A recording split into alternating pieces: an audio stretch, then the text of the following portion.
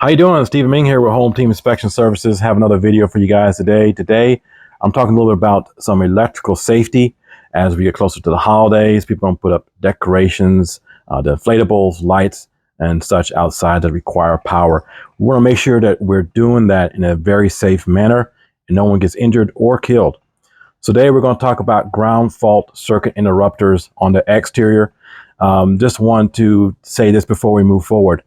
We want to make sure that the circuit that serves the exterior home does not also serve an outlet maybe in your garage where you might have a refrigerator or freezer connected. And the reason why is because if we trip your ground fault circuit interrupter and it fails, it doesn't come back on, then your food could spoil. Or in some cases, you might be able to reset it and it might work, but once the compressor kicks on the freezer or fridge, it could be too much of a draw and it could fail because it's in a weakened state. So bear that in mind.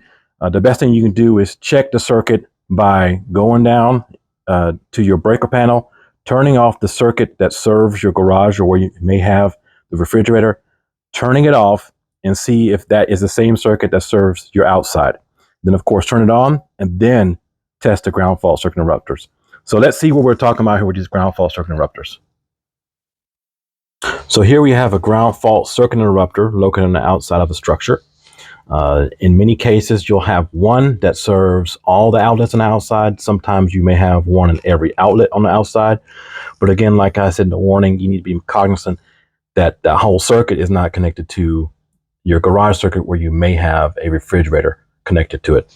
So this is how we're going to test it. There's a couple ways you can test it. There's a button here. You push it, and if some other button pops out, then it should work. It's good. Or you can go and get a tester. This is what I'm using here. You can get these for about $10 or so at Home Depot or Lowe's, various different types. And simply put it in there. It shows you everything's connected properly. You can trip it, and it shuts off. You can see there's no lights. You reset it, and it comes on. It's good. So, and just to let you know, this being an outside outlet, it should have a cover. I removed this cover for this demonstration purposes only, just to let you know.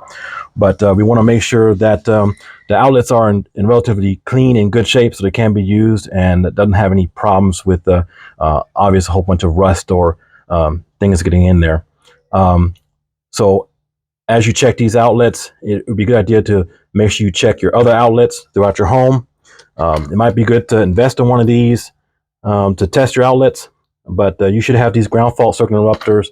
And anywhere you have water, such as the outside, your garage, kitchens, and bathrooms should have these. And then in some cases, you can retrofit your home to have these installed by a qualified electrician. To protect your family and friends, make sure you check out your ground fault circuit interrupters throughout your home. In some cases, you may have an arc fault circuit interrupter, which means that you'll have the switch located in the breaker panel. You'll trip it. You have to go to breaker panel, turn it all the way off, and turn it back on to reset.